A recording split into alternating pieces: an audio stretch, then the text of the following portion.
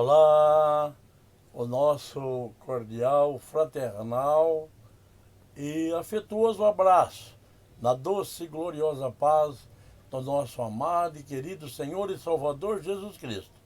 Nos apraz estar de volta ao nosso canal no YouTube para reverberar o Evangelho do nosso Senhor e Salvador Jesus Cristo e uma mensagem salvífica. Estaremos tratando da mente, do corpo e do espírito nesta oportunidade.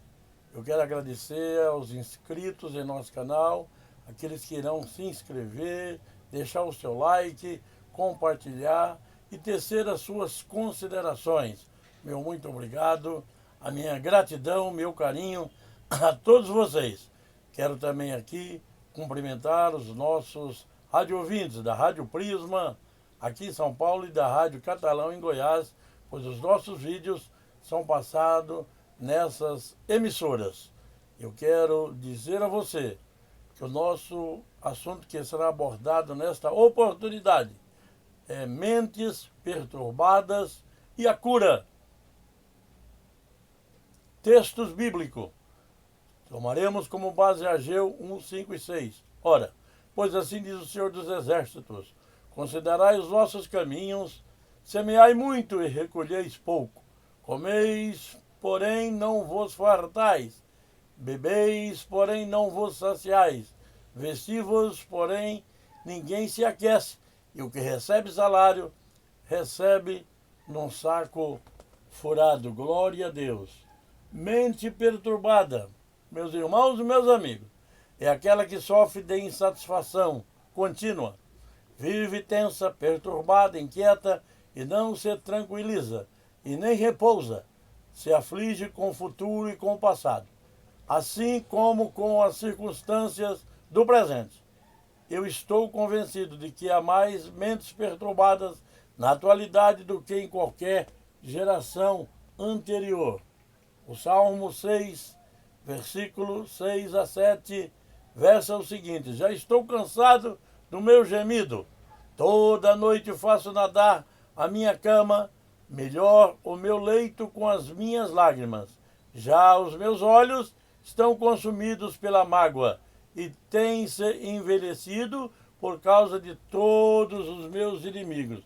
Veja o que diz aqui o salmista sobre este assunto. Meus irmãos, quem vive nas grandes metrópoles vê provas diárias disto. Se você ficar na frente dos teatros e casas de show na Broadway, em Nova York, ou mesmo em São Paulo, em Rio de Janeiro, ou nas grandes capitais, e observar os que saem dos shows e baladas, dificilmente verá um sorriso no rosto de alguém. São pessoas que pagaram somas de numerários para encontrar alívio temporário de suas cargas emocionais, mas saem com uma carga maior do que quando entraram. Aparentemente, muitos dos que amam ao Senhor Jesus Cristo têm tanta perturbação mental quanto aos milhões de descrentes. Vejo prova disso em algumas das pessoas que no nosso gabinete recebemos quando dávamos expedientes no gabinete pastoral das igrejas que pastoreamos. Grande soma de crentes passam a noite em claro, perturbados e com angústias. Vão à igreja na esperança de experimentar algum tipo de alívio de suas cargas, mas assim que acaba o culto, o problema volta. Não descansam no Senhor Jesus Cristo. Este é o problema. Porque há tanta gente atualmente com problemas mentais. Quero compartilhar com você algumas das razões que eu creio que o Espírito Santo tem nos mostrado. Em primeira instância, muitas pessoas são perturbadas pela pressão dos tempos. Durante décadas, especialistas seculares têm nos dito que a prosperidade é a resposta para os problemas da humanidade. Uma boa educação, um emprego decente, uma bela casa, dinheiro no banco, todas estas coisas devem supostamente dar dignidade e paz de espírito às pessoas. Se cada um pudesse ter apenas uma fatia do sonho, dizem os especialistas, os nossos problemas de crime e drogas seriam resolvidos. Esta teoria declara que as pessoas acabam como alcoólatras e viciados porque nunca tiveram um pouco de amor próprio.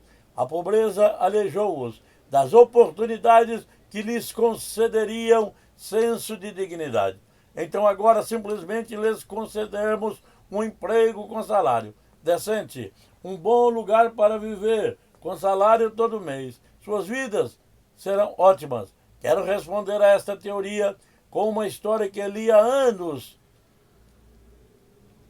Lemos o clássico da história, da literatura de Nick Cruz. O título é Foz de Nick.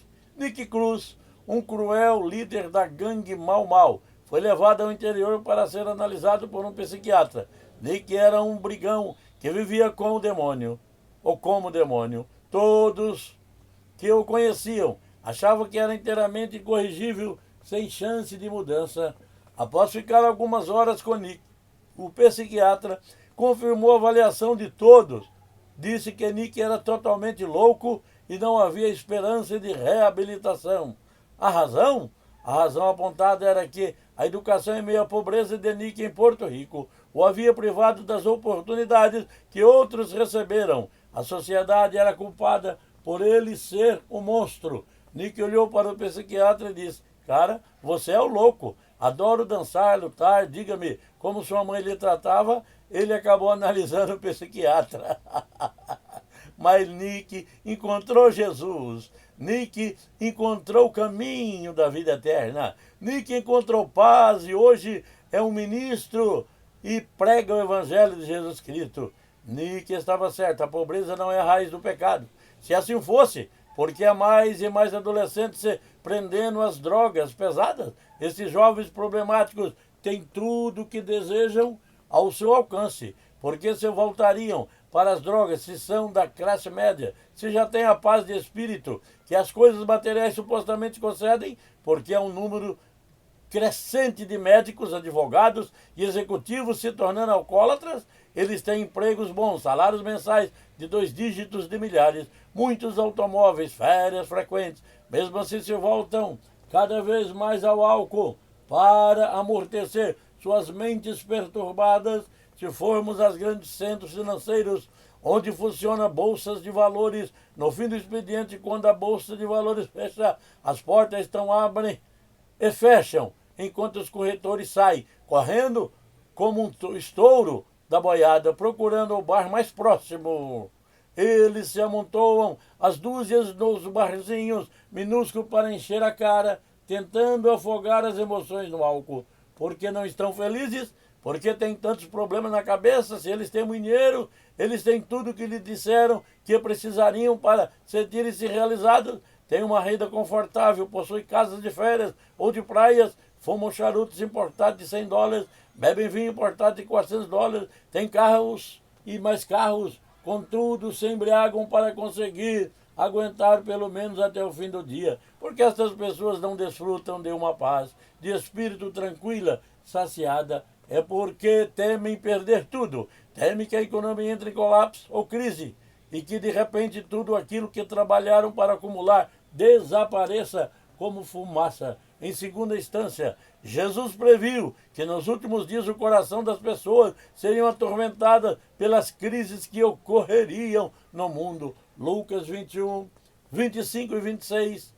Haverá angústia entre as nações em perplexidade por causa do bramido do mar e das ondas. Haverá homens que desmaiarão de terror e pelas expectativas das coisas que sobrevirão ao mundo, pois os poderes dos céus serão abalados. Jesus disse que os acontecimentos que sobrevirão ao mundo serão de assustadores, que as pessoas literalmente cairão mortas por falência cardíaca. Quantas vezes testemunhamos exatamente o que ele previu? O caos mundial, confusão, agitação, as notícias que surgem dos meios noticiosos a nível de mundo ou de planeta, por si só já são suficientes para afligir e causar perplexidade até nas mentes mais sólidas. O Japão, a segunda economia mundial, já teve uma recessão mais profunda. segundo maior banco, entrou em falência com débito de 20 milhões de dólares. Agora o governo federal intervém para assumir o banco, mas outros bancos japoneses devem logo entrar em colapso também. Jerome Powell, presidente do Banco Central americano, afirma que a Bolsa de Valores americana está se comportando exatamente como antes da crise de 1929. Segundo Powell, esta especulação feroz que estamos vivendo é do mesmo tipo que produziu a grande recessão. 5 grandes grupos industriais americanos anunciaram o corte de 50 mil empregos em apenas 2 semanas. O presidente dos Estados Unidos recebeu o pedido de impeachment por parte do Congresso. Porém, a atitude da maioria dos americanos foi: e daí? A moral não é mais importante, pois a única coisa que importa é o dinheiro. Ou palavras na ótica dos americanos. O que conta é a economia. E por que no Brasil não é a mesma coisa? Claro que é. Um respeitável professor de uma conceitual universidade foi despedido por colocar a Bíblia em cima da mesa, deixando à disposição dos alunos. Ele era um dos melhores professores da cidade. A média de sua classe era acima das demais. Se ele tivesse posto uma caixa de preservativos sobre a mesa, nada teria lhe acontecido. Mas ele foi despedido por ter levado a Bíblia à escola. Todas essas coisas são dolorosas, são horrorosas e causam perplexidade a qualquer pessoa que ame ao Senhor Jesus Cristo. Em verdade, um turbilhão de crentes de todo o país se preocupa com a ruína moral da nação em que vivemos. Uma dessas preocupações veio de um pastor amigo na faixa dos 98 anos. Ele testemunhou a Segunda Guerra Mundial, viu os transportes mudando de carroças a cavalo, a naves espaciais, viu a comunicação de rádios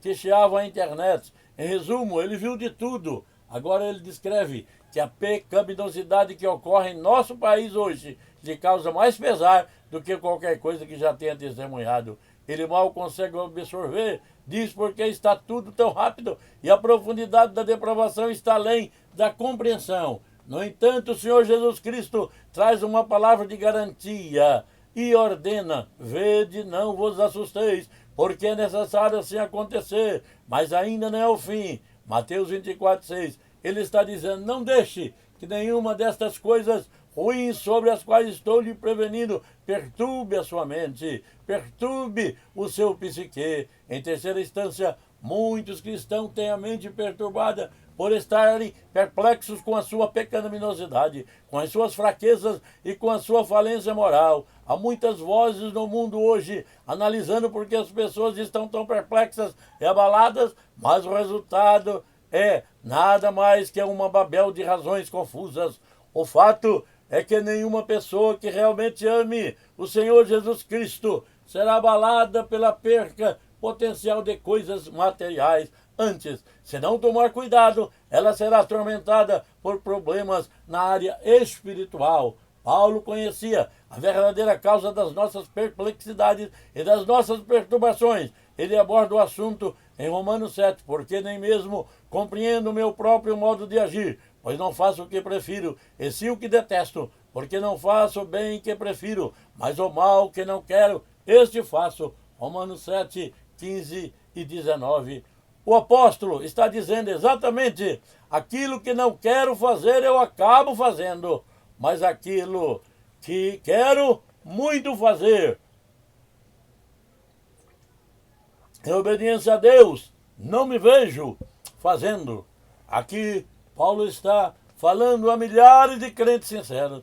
Eles estão perturbados, pois simplesmente não conseguem vencer o pecado. Querem fazer o certo, viverem santos e puros diante do Senhor, e odeiam o pecado, que tão facilmente ostenta e interrompe sua comunhão com Cristo. Mesmo assim, continuam voltando para Ele. Acabam ficando angustiados, agitados, esgotados, e gritam: ó desventurado homem que eu sou, eu não quero mais fazer isso, mas pareço muito frágil para resistir, porque sou tão fraco. E até quando vou aguentar esta luta? Será que eu vou ficar a vida inteira chorando um mar de lágrimas, confessando e me arrependendo e depois voltando para o pecado? Pessoas assim, que amam a Jesus, não estão tão preocupadas com a crise econômica ou com a crise mundial, mas estão muito mais aflitos devido à sua queda espiritual da semana passada. Eles achavam que haviam dominado aquele pecado que os assediava, mas de repente ele volta sobre eles com força redobrada. Agora se entristecem por haverem ferido mais uma vez o Senhor e se preocupam, porque estão sempre caindo, quando a única coisa que desejo é agradar a Jesus. Meus queridos, amados, diletos, apreciados e caríssimos irmãos, amigos, internauta, vamos só até aqui, para que o vídeo não fique muito longo. No decorrer da semana, estaremos gravando uma segunda parte. Estaremos começando a segunda parte com como se medir com exatidão a espiritualidade. Aí nós vamos estudar, mediante, segundo a Bíblia, como medir e como ter o escape necessário, como escapar. A Bíblia diz: como escaparemos nós se não tentarmos para uma tão grande salvação? Glória a Deus. Mas aqueles que confiam no Senhor, na sua palavra, aqueles que têm a fé incutida em seu coração, na sua alma, esses escapam de uma maneira milagrosa, miraculosa, de uma maneira maravilhosa, porque Jesus é o caminho e a porta de escape para todas as desgraças que assolam a humanidade. Vem desgraça, vem problema, vem pandemia, vem agruras, vem dificuldades, as intemperas marcam as nossas vidas, mas nós transpomos todas as barreiras confiando no Senhor. Barreira do corpo, barreira da mente, barreira do espírito, nós transpomos, porque o Senhor nos ajuda a vencermos todos esses percalços. Amado Deus, querido e eterno Pai, da tua santa, majestosa e querida presença estamos, Senhor, em nosso humilde escritório. O Senhor colocou em meu coração gravar, Senhor, essa série de vídeos sobre a mente, sobre o corpo, sobre as nossas dificuldades mentais, psicológicas e espirituais. Ó Deus, eu te peço, abençoe os meus ouvintes, abençoe aqueles que estarão em contato com este vídeo. Não sei se numa manhã, numa tarde ou numa noite, mas que sejam beneficiados, que sejam prosperados, que sejam, Senhor, colhendo tesouros das bênçãos nas mãos do Senhor, através da tua palavra, porque tudo que nós postamos é reverberando o teu evangelho e tendo uma mensagem salvífica para cada coração. Portanto, receba, Deus, a minha gratidão pelos meus amigos, pelos meus radiovintes, pelos meus internautas, pelos meus irmãos, pelos meus familiares. Receba, Pai, a gratidão mais profunda do meu coração. E eu te peço, continue curando, continue transformando, continue salvando, libertando do lamaçal do pecado, resgatando almas do inferno. Continue curando enfermidades de todos os naipes, entre os hospitais, entre, meu Deus, nos UTIs, nos leitos de enfermidade nos lares. Pai, vai curando, vai resolvendo, vai dando vitória. Eu ministro a bênção da cura agora, em nome de Jesus. A bênção do triunfo, em nome de Jesus Cristo, aquele que eu prego e a quem eu sirvo. Deus eterno, abençoe a liderança de nossa igreja, abençoe todo o teu povo na face da terra. Abençoe as autoridades constituídas em todas as instâncias, seja o poder executivo, judiciário ou o poder parlamentar. Ó Deus eterno, desde as câmaras municipais, assembleias legislativas estaduais, até o Congresso Nacional, Senado e Câmara, ó Deus dos deputados, também no STF, no STJ, ó Senhor, também na presidência da República, haja no coração destes homens para que temam a Ti e abençoe aqueles que estão ali trabalhando, que possa difundir a Tua palavra e o Teu temor, Senhor, as vidas consagradas possam ser exemplos para os demais. Receba, Deus Santo e Eterno, a nossa gratidão. Receba em nome do poderoso e majestoso Jesus, Teu Filho, que deu a vida na cruz para nos salvar e resgatar. Em nome de Jesus, nós oramos e agradecemos as bênçãos que já recebemos e aquelas que advirão por fé. Aleluia. Amém, Senhor. Glória a Deus. Muito obrigado, meu amigo, meu irmão. Deus te abençoe e abençoe a todos nós. Glória a Deus.